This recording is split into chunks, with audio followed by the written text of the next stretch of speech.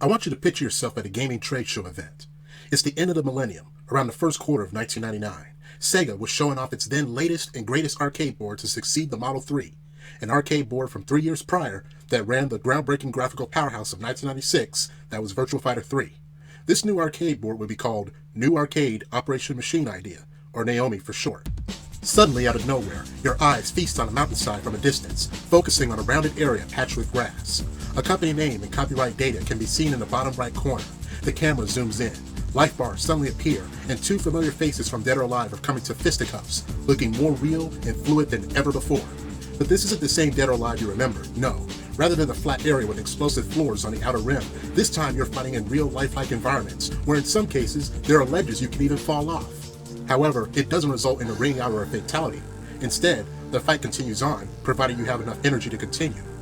You'll notice that the gameplay has also changed, as universal holds are more varied and easier to execute, even to the point where you can use them while stunned from a heavy strike, making mix-ups and mind games more important than ever than the previous installment.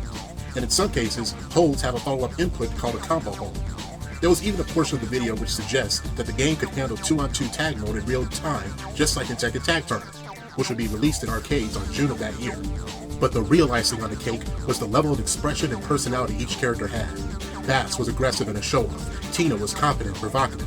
Jan Lee had a loud and fiery presence in his movements, which, up to this point, seemed to capture the spirit of Bruce Lee at its best.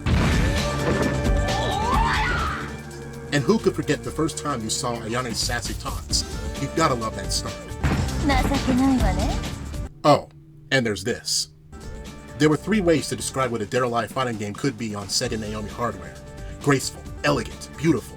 But what Team Ninja really needed was a new character to further complement these 3 attributes. Obviously a female character. But if they were really willing to go the distance, she had to be an important character. In fact, one related to the very mind behind the large-scale tournament that the Dead or Alive series revolves around. On October 16th, 1999, the fruits of their labor would culminate into a beautiful opera singer. The fruits of Team Ninja's labor would culminate into a beautiful opera singer.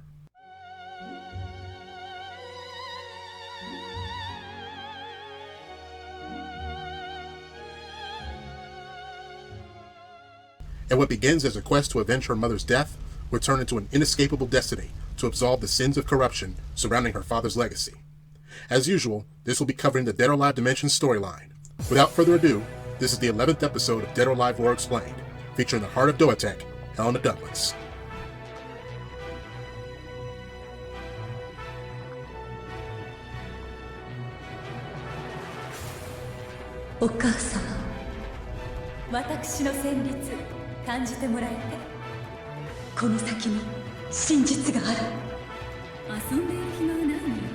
Get ready, fight!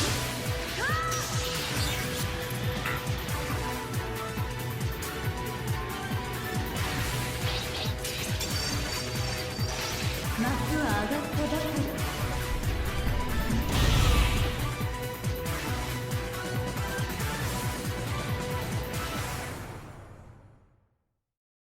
A long time ago in the Kanshou Prefecture in the Hebei province of China, there existed 2 sisterly martial art styles with an inseparable bond. One excelled in fast hand-chopping strikes with the arms in continuous rotation, while the other excelled in heavy linear strikes with the use of elbows, hips, and shoulders. The two at once complemented each other for generations until one day they weren't. These fighting styles were called Baijiquan and Piguaquan. Fast forward to 1993, an innovative mind of one Yu Suzuki was mandated to create a fighting game unlike any other in the market, and took the time to learn the martial art of Baijiquan for inspiration. After a painful hardship, that inspiration gave birth to the character of Akira Yuki, who would go on to become the face of the groundbreaking Virtua Fighter series. It was only a matter of time before somebody would implement a character to use its sister's martial art of Piguaquan. Unfortunately, in 1997, Team Ninja would be beaten to the punch.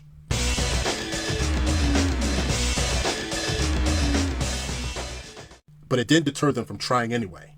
Rather than have a traditional Chinese practitioner to use this graceful martial art, they took a different direction by having a character of Western nationality use it. And who better to use such a graceful martial art than one with the flair for classical European arts? The direction was clear. In her initial debut in Dead or Alive 2, the new character would simply be known as Helena, with her surname yet to be revealed at the time. Having fair alabaster skin, blue-green eyes, and long blonde hair that extends past the waist, styled in center-part bangs tied to a ponytail. The type of bow in question that ties her hair usually differs depending on the outfit chosen. Most of her outfits are commonly opera-themed or French-oriented, sometimes with the occasional costume based on ancient Greek mythology, but perhaps her most iconic and commonly used costume is her sleeveless black and blue catsuit, sporting long gloves, a vest with a yellow-tied lace, and long semi-heel leather boots that fit just above the knees. In later installments, however, aside from a more realistic art direction, her hair no longer extends past the waist, and she wears a black bow for all of her outfits. As is typical for the Ojo archetype, often seen in Japanese games and media, Helena's personality initially comes off as nonchalant, pompous, and even outright cold-hearted at one point, though not intentionally. But over time, she would mature into the graceful, kind, and selfless woman she needed to be through the hardships she endured in that one fateful year. Given the fact Helena is a religious person, it makes sense. Helena's gameplay is based on the graceful art of Pigwakwan, the sister martial art of Barjikwan, which will be relevant later, utilizing a wide variety of attacks designed to mix up opponents with these to make up for a lack of raw power, including, but not limited to, moves that go into back turn position, a variety of moves from back turn position, and even reset throws. This arsenal is further extended with Helena's secondary signature stance called the Bokuho. This low crouching stance enables her to easily dodge most highs and mids. Her moveset is further expanded upon with the throwing launcher from her Bokuho stance and her natural combo string, the Windmill Chop, which can be used in tandem with other strings. This came to be known by the competitive community as the Blender. Helena is a formidable opponent with dazzling mix-up potential, and one that requires an intimate knowledge of her scales and arpeggios if you wish to keep up with her endless waltz of strikes, holds, and throws. Boasting a graceful presence, an equally graceful fighting style, and playing a major pivotal role in the series overall, Helena Douglas hits all the right high notes as an unforgettable character in the Dead or Alive series. Helena, the illegitimate daughter of DOATEC CEO Fame Douglas, was raised by her mother, a talented French opera singer named Maria, and was also trained in the martial art of Pigwakwan for self-defense, though the details behind her training are never explained. Upon hearing the news of her father's death during the events of the first Dead or Alive tournament, Helena could hardly mourn for the father she barely knew. Sometime later, Victor Donovan would order a hit on Helena Douglas in particular, so as to prevent any potential heirs to the DOATEC family fortune from getting in the way of his plans. During an opera show, which both Helena and Maria were performing, Maria would notice the sniper aiming straight for Helena and pushed her out of the way, taking a bullet to her heart. As the audience panicked in horror, Helena, with drops of blood splashed on her face and eyes widened with disbelief at what transpired in mere seconds, earned the image of her dead mother in her mind, vowing revenge. She would use her status as heir to her father's fortune to get answers, and eventually finds out that both her parents' deaths are connected to DOATEC. Having this information, she was ready to take action and seek out the truth in her own way. Not too long after the first Dead or Alive tournament, Helena Douglas would arrive on the Freedom Survivor to not only pay respects to her father and his wishes, but reluctantly take control of DOATEC while formally announcing the second Dead or Alive tournament. ご歓談の最中ではございますが、ここで今は亡き我がドアテック総帥フェイム・ダグラスのご令嬢でありますエレナ・ダグラスよりご挨拶があります。皆様、お初にお目にかかります。エレナ・ダグラスです。この度、ドアテックと私のファミリーを襲った困難な出来事にあたり、このエレナ・ダグラスが父の代役として当面の事態収拾に努めてまいる所存でございます。言うまでもなく、ドアテックヘビーインダストリーはさまざまな事業セクターからなる巨大なコングロマリットであり、その経営は最新の経営戦略理念によって運営されており、一人のカリスマ経営者によるワンマン経営とは無縁です。従いまして、一部の心ない報道にありますように、父フェイム・ダグラスの死をもってドアテックの経営に陰りが生じるようなことは断じてありえないことを、私エレナ・ダグラスが皆様の前で誓います。ここで2つ皆様にお伝えしたいニュースがございます。まずは1つ目、デッド・オア・アライブ第2回大会の開催をここに宣言いたします。そして2つ目、私エレナ・ダグラスはこの第2回大会に選手としてエントリーさせていただくことを宣言いたします。 And though she never explains her true reasons for joining, she volunteers to participate in the tournament herself. あんなお嬢様がこの大会に出場するなんて本当に大丈夫なのかしら。文武両道、才色兼備、戦うお嬢様として世間の注目を浴びるのはこの私一人で十分なのにね。Leifei, one of the contestants, is, for lack of wording, a bit jealous that she entered, not wanting her reputation of being the top prima donna of the tournament to be taken from her, completely unaware that Helena wasn't interested in such a vain pursuit. Be that as it may, the two would have their little dance during the tournament, though the outcome is unknown. Helena would also face off against the renowned master Genfu, puzzled on why he entered when he had nothing to prove. Genfu, rather discreetly, tells her that he needs the money to save the life of someone dear to him. But when Genfu asks the question back in kind, she gives a rather unelegant answer to say the least. And I'm not gonna lie, back in the day, this scene cracked me up. In my 17-year-old mind, I thought the level of hypocrisy on Helena was savage. Imagine being matched up with an elderly man, asking him why he joined the tournament, but when he asks why you joined, you're all like, I'm proving my life, goddammit! yeah, that's what it sounds like. But looking back at this now with more research and greater context, I don't blame Helena's behavior in this scene at all. I mean, she lost her mother, she doesn't know who the killer is, and she knows her parents' deaths are connected to DOATEC. For all she knows, Genfu could be the killer. But here's what doesn't add up for me. Why the fuck would a kung fu master of Genfu's reputation ever want to use guns in the first place? It's not like he watched a John Woo flick one night and decided he was going to shoot up an opera for fun. For someone who's been doing a lot of research to search for the truth behind her parents' death, she sure was unnecessarily hostile to a jolly old man like Genfu. Just saying. Further down the bracket, Helena would face off against the amnesiac karate fighter Ai, whom she was very familiar with due to some research on the company prior to the tournament. Addressing him as Project Epsilon, it sparked a bit of hostility in the young fighter, only for Helena to hint that he broke free of DOATEC's influence. The two began fighting, with Ai coming out as the victor. The next match would have Helena go against Ayane, who is surprised she made it this far in the tournament, though she doesn't specify it directly. Taking the words out of context, Helena retorts vaguely. Ayane plays along with the suspense, only for things to go from 100 to 0 when Helena straight up accuses Ayane of killing her mother. And remember, boys and girls, when you take things out of context with Ayane, you already lost the game. And lost Helena did, as Ayane eliminated her from the tournament. But that didn't stop her from continuing to pursue her mother's killer. Now knowing that Project Epsilon is somehow alive and on the loose, Helena had every reason to suspect foul play from Victor Donovan regarding Project Alpha, and checked into its inner workings, only for Lisa Hamilton to play keep out, and quite effectively, might I add. そこをどきなさい。ここであなたたちは一体何をしているの？お答えできません。お嬢様、そろそろお部屋へ戻りましょう。Shortly afterward, Christie would weigh in her suggestions to Victor Donovan on how they should deal with Helena and the ninjas in one fell swoop while continuing Project Alpha. やはり始末してしまえばよいかと。この前しくじったばかりではないか。CIA が活動している。下手なことはできんぞ。それにイプシロンが行方をくらませたままだ。奴が本国の舞台に復活してみろ。面倒なことになる。あやって。では餌を使って再び大会におびき寄せてはいかがでしょう。餌とはゲンラです。彼らにとって共通のエネミーはこの傀儡と化した元同胞以外にないでしょう。お嬢様の方はどうするんだ。あの女も再びエントリーさせるのです。アルファ2号計画にとってもいい戦術サンプルデータが収集できるという。With the loss of Project Epsilon and Helena's growing suspicions forced in his hand, Victor Donovan decided it was best to keep Helena in custody as a prisoner, and in the events of their life too, from Helena's perspective.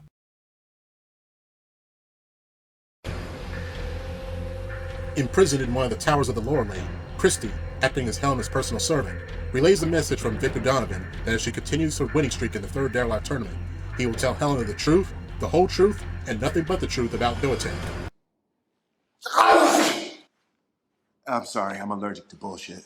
Despite this, Helena still denies her connection to her father's company, but goes along with the tournament anyway. I mean, what the fuck else could she do, right? It's not like she could fight her way through Christie, get her hella mixed, and get the fuck out of Dodge. No, that's too fun. We can't have fun at their life story. Fuck that shit. Anyway, what was I saying? Oh yeah, the tournament.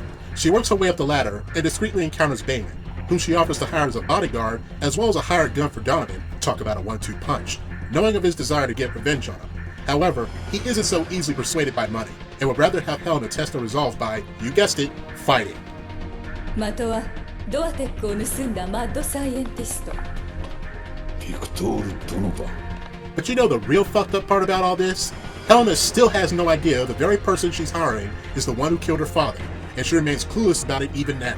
何をしたのか知らないけれど、ドノバンはあなたを消したいようね。 Then again, she probably wouldn't care if he did it anyway. Not too long after their private meeting, Helena is intercepted by Christy, who goes mask off about her true identity as an assassin hired to kill her. In timely fashion, Bayman intercepts Christy with a gun aimed for her head, putting her in restraints. Shocked at the fact he survived, Christy questions his actions. To put it bluntly, his business with Donovan is personal. Mishearing the conversation, Kasumi Alpha assumes that both Bayman and Christy want her father, Donovan, dead. With fast thinking, Christy gives Alpha a direct order to kill Helena, but ultimately fails in doing so, giving Helena and Bayman the opportunity to escape for good and out of reach from Victor Donovan, and the events of Dead or Alive 3 from Helena's perspective. Like the rest of the playable female cast at the time, she too was given an invitation to a fourth Dead or Alive tournament, albeit unsanctioned by herself, and located on a remote island called Zack Island. Her curiosity got the best of her, only to find out the tournament was a hoax. Despite this, she made the most out of her vacation. And it helped that one of the perks of being the new CEO of DOATEC means having your own personal yacht to take a leisurely swim into the ocean to play with the dolphins.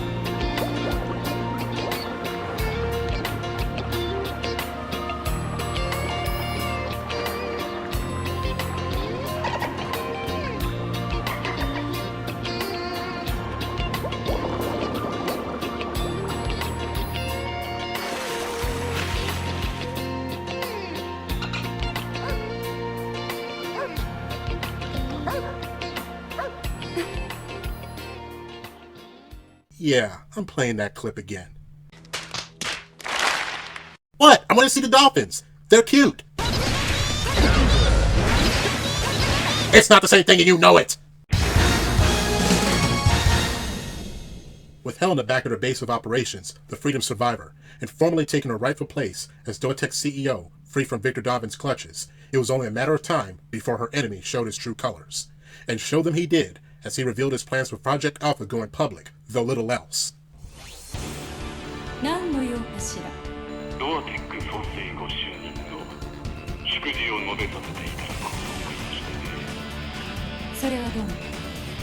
ところで我々のビジネスについて有益な話し合いを望みたいのですが。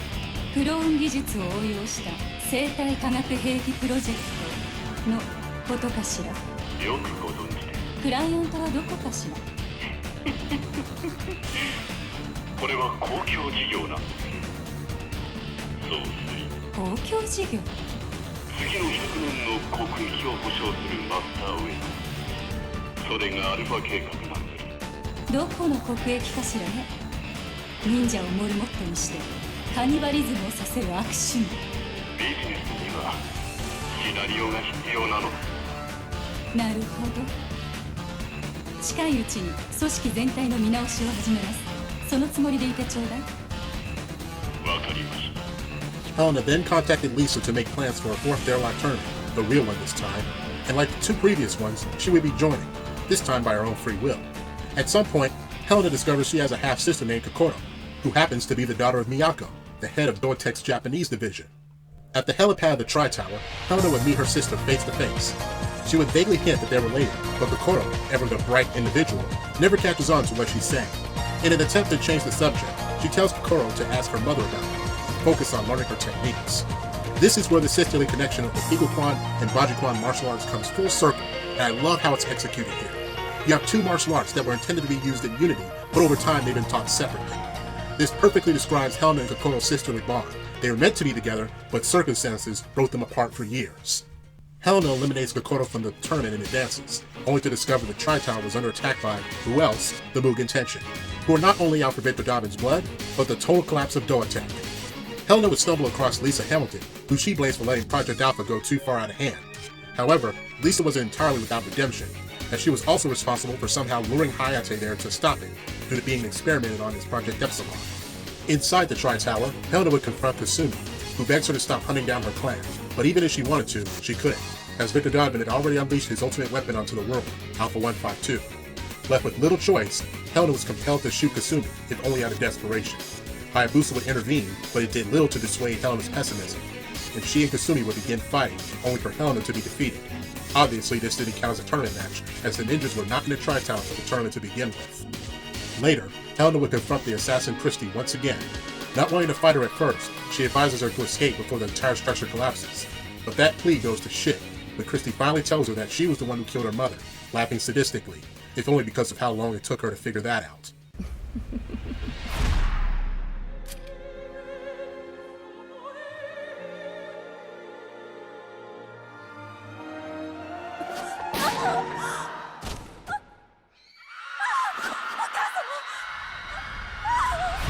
Angered, Helena fights Christie and defeats her, but somehow Christie is barely given time to escape. Although Helena technically won the 4th Their Alive tournament, deep down she knew her victory was bittersweet, as it did little to lighten the burden of responsibility weighing down upon her as the CEO of DOATEC. Victor Dobbin's bioweapon has the potential of destroying the world, and she let it happen.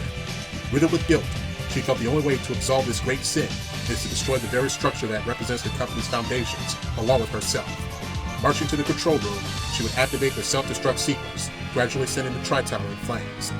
As she ascended the elevator leading to the helipad, Kasumi tries to stop her, but Ayane halts her attempt, realizing this is her choice. Undeterred by the inferno, Helena makes her way to the center of the helipad, discarding her robe and raising her hands, ready and willing to die for the greater good. But it seems divine intervention has other plans for Helena, and would take the form of Zack, who saves her at the last minute on a helicopter, and in the events of Their Life 4, from Helena's perspective. After a 2-year hiatus, Helena's rebuilt DOATEC, free from the involvement of Victor Donovan. What's more, she would announce the 5th Their Alive tournament, with Zack under her employ as head manager of the event. Needless to say, he had to gather the fighters personally. Sometime later, Bayman would show up at the Freedom Survivor, telling Helena that he and his group of mercs were mysteriously attacked in the Middle East, with him being the only survivor and a scar on his face as a memento. Helena insists that she and her company have nothing to do with it, and Bayman forestalls his accusations to find answers for himself. But not without her knowing that he's got an eye on her and sees everything, including Kasumi, who is trying to stay hidden. As Bayman left, Kasumi came out of hiding, demanding to know where Alpha 152 is. Helena doesn't know, but assures her she's doing everything she can to find her. Hayate appears shortly after, advising Kasumi that she can't fight Alpha 152 by herself, but she refuses to listen and takes off anyway, forcing Hayate to have Ayane follow her out of suspicion. Helena travels to the locale of the 5th Their Alive tournament, taking place in a remote oil rig in the middle of the ocean. There, she would mingle at Taylor's bar, where she would have a friendly chat with Bass Armstrong in a game of pool, who happens to work there. Bass, it's been a long time. Hey, what's up, Helena? How you been? Someone told me you were working out here. The foreman seems to think you're doing a pretty good job. Oh, don't let me interrupt your game. Oh, hey, thanks. You're too kind. You still look like you're in shape. But I heard you retired. I suppose even legends of the ring like you can't beat time. I just stepped aside to give the kids a chance. I'm as good as I ever was.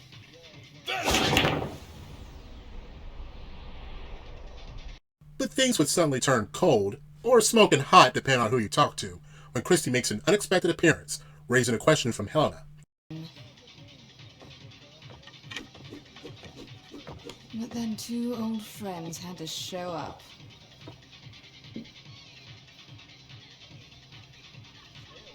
Hey, Bass, didn't you quit? That's a shame.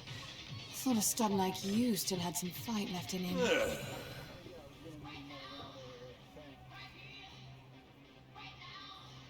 And Christy, what brings you here? Isn't it obvious? I came on a search. I'm looking for a real man. Needless to say, it was time for Helena versus Christy round 2, which led to an unknown outcome. Later that day, Zack would successfully bring Kokoro to the tournament locale, only to have her meet Helena again at Taylor's bar. Would Helena muster up the courage to tell our ever-so-bright Kokoro that they're sisters? Kokoro, it's good to see you again. Tell me, how is your mother Miyako doing? You're living together in Tokyo, aren't you? Yes, but she told me she had to take a business trip out on a ship somewhere. Is that so? Well, as the head of DOATEC Japan, she has a lot of responsibilities, you know. Huh? Yeah, I suppose. To be honest, I really wouldn't know about any of that. She never talks about her work. So, Helena, I wanted to know about your father. What kind of man was he? He was a good father, a kind man. Yes. Just as I'm sure your father was, Kokoro. No, she doesn't. The day after the tournament, Helena would spot Lisa and Kokoro's mother, Miyako, arriving unannounced at the oil rig, drawing her suspicion. Refusing to answer, Lisa instead fights Helena, and later concludes that Lisa is working for a new company founded by Victor Donovan himself, Mist, which was the rebranding of Donovan's faction within DOATEC 2 years prior. It turns out they were already on the 4th phase of the Alpha Project, and was located somewhere deep within the very oil rig the tournament was being held yesterday. She later relays this information to Hayate, Ayane, and Ryu Hayabusa on her way back to the Freedom Survivor, allowing them to infiltrate the oil rig discreetly since her reputation wouldn't allow her to act directly. In addition, she tells them that she has sent the clone Kasumi to that very area to find Alpha 152, giving them the opportunity to strike. After their mission is complete, Helena watches as Kasumi thanks her siblings and Hayabusa for thwarting yet another of Victor Donovan's plans, into the events of Their Life 5 from Helena's perspective. Shortly after the events of Their Life 5, a new locale would be constructed from the ground up, called the Their Life Coliseum. One night, Helena's servant Marie Rose was assigned cleaning duties for the main area. Helena checked on her progress, only to assign her a new mission after receiving urgent info about a new fighter who may or may not possess a similar power to Raido. Spoiler alert, she does. The next day, Helena and Marie Rose would board the Freedom Survivor, only to have Hayate board the ship and make his way to Helena's office, with Marie Rose trying her best to play security. Helena informs Hayate that the oil rig they had infiltrated had been destroyed, showing them surveillance photos prior to that day. Hayate recognizes the head manager and asks of his location, and Helena tells him he's residing in New York with Bass. At the town nearby the DOA Coliseum, Helena would get an unexpected visit from Kokoro, who immediately shows her a photo of the two of them together with Thane Douglas's children. Perplexed, Helena asks how she got the photo, and Kokoro mentioned a woman named Nico gave it to her a while earlier. Please tell me, what is the meaning of this? This? And why do you have this? A girl named Nico gave it to me. Nico? I don't know the name, but either way, it was not hers to give. It is true. Thane Douglas was your father. And that makes you my sister. And wouldn't you know it, Helena had no choice but to finally give our bright individual Kokoro a clue and tell her that they're sisters after 2 years and 3 sequels. 2 years and 3 fucking sequels. Understandably, this makes Kokoro very uneasy, and she tries to go and tell her mother. But this time, Helena blocks her path, fully aware that it may not be a good idea after what transpired previously with Miyako. The two of them fight, but Helena holds back, allowing a more emotional Kokoro to lash out and defeat her. With her back turned on Helena, Kokoro bids a melancholy farewell before walking away. Helena, not one of the only family she has left to disappear from her life forever, bends her knees in humility, begging her not to go. You mustn't go. You're the only one I have left. I have to protect you. Please. Whether or not Kokoro decides to stay with her sister or not is open-ended. It remains to be confirmed. That evening, Helena would meet with Lisa Hamilton, who survived the explosion of the Mist lab at the oil rig. It's here where we learn that Lisa was a mole for Mist the entire time. In fact, it was planned for the last 2 years in order to not only take down Mist, but access the technology needed to make an immune system for Ayate in the event that Mist operatives try to immobilize him with the Epsilon cells in his body. However, after this favor, Lisa wanted only 2 things: personal revenge on Donovan and a reconnection with her oldest friend, Tina Armstrong. The night before the tournament, Helena asked Zach if he was participating in the event himself, which Zach replies, "Ain't nobody got time for that." Yes, he actually said that. Helena then proposed to have a match with Zach, if only out of boredom. Afterward, the two expressed their high hopes for a successful turnout, while gazing at the sea of stars. Helena would be seen one last time in the aftermath of Rido's resurrection at Mist's secret headquarters, arriving personally via helicopter to seize the area. There, she would finally meet Nico, the young woman who gave away her not-so-dirty little secret to Kokoro. I didn't expect the head of DOATEC to grace us with her presence. Where is Miyako? What lunacy! Miyako is not here. Speaking of which, have you seen the picture? So you are Nico? Well then, I believe I shall be going. Wait! She would callously greet Helena before walking by to reveal to her what she accomplished, the ability to revive the dead. What comes next is something even I wasn't expecting from Helena. Of course, our remarkable scientific investigation into the unfathomable body of the one called Rido seems to have invited an unforeseen rampage that we were unable to control. Unable to control? Even so, we were able to prove that it is possible to restore life. And your mother, too, has benefited from it.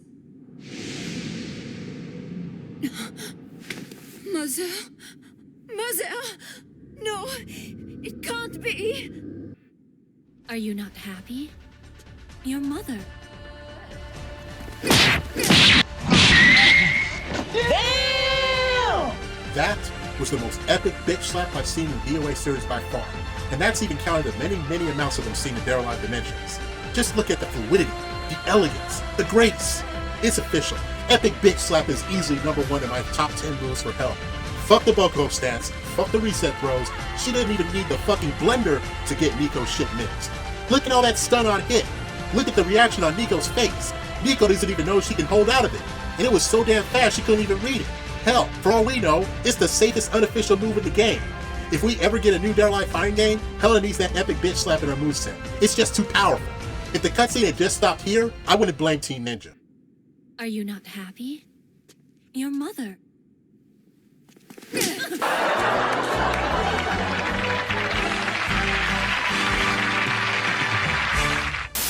But alas, that's not how it went. Helena followed up with a predictable platitude which, depending on who you talk to, kind of ruined the badass moment. People grow strong by overcoming sadness. We can never turn back time. Of course, Nico doesn't agree, and Helena tries to stop her. But Nico jolts Helena with a concentrated bolt of electricity that stuns her, making her escape, ending the events of Their Life 6 from Helena's perspective. I have little that I would want to change about Helena's story. She's one of the few the writers managed to get right almost all the time, especially as a key central character to the whole series. The circumstances behind her parents' death and the polarizing relationship she had with both of them was a perfect setup for character development. Not to mention, the whodunit murder mystery behind the shooter was fun speculation while it lasted. How she matured from Dead or Alive 2 to Dead or Alive 6 felt organic and believable, and it comes full circle in the last moments of Dead or Alive 6 after credits cutscene, as hilarious as it may be to some after following up from an epic bitch slap. It may be a platitude, but given the context of their story, it's a platitude spoken from the heart. That being said, how, where, and more importantly, when did Helena learn Pequequan? Seriously, can anyone explain that? Was this done out of obligation from Fame Douglas after being inspired to create the Dead or Alive tournament? Did she learn it at a very young age? These are the real questions folks should be asking. It could give context to Fame Douglas's real intentions for creating the first Dead or Alive tournament outside of Victor Donovan's influence. It could even be the key to why Helena's relationship with her father, provided there was any further interaction beyond that photo, went sour. There's also another theory that Helena and Lei Fang may have heard of or even known each other long before the events of Dead or Alive.